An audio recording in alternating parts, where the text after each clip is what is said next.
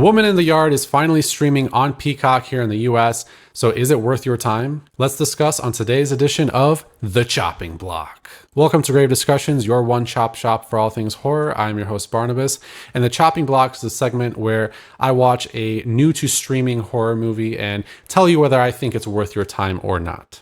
In the case of The Woman in the Yard, this is a very intentional, sort of atmospheric, dread-building supernatural horror film, directed by Jaume Collet-Serra, or maybe it's Jamie. I'm sorry, I don't know how to pronounce it exactly.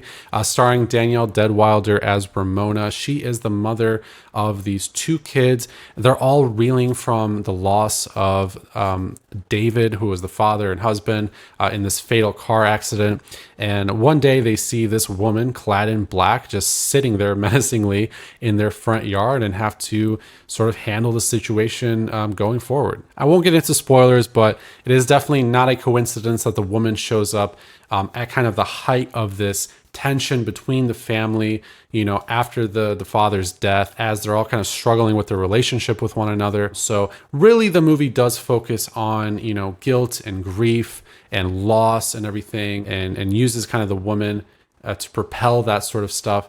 Very much kind of like The Babadook. I think this movie is definitely very similar tonally and everything. Not nearly as scary. I think the woman figure does have some cool moments, especially when she's like manipulating shadows around the environment, and especially later on into the movie. But for the most part, the sort of emotional tone of the movie is really just kind of like sad.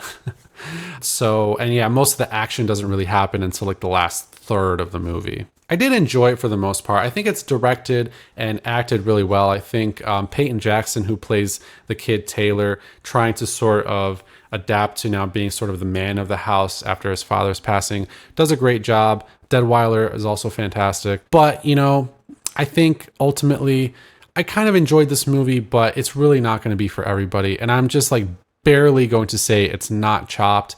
But if you're somebody who doesn't have the patience for these kind of more like meticulous, emotional sort of dramatic horror movies, then you probably won't like it. That being said, it's still probably better than some of Blumhouse's recent releases. So if that means anything to you, give it a shot. I gave The Woman in the Yard a 3 out of 5 stars. I think that's pretty fair. Let me know what you think about this movie in the comments. And as always, we'll see you again next time here on Grave Discussions.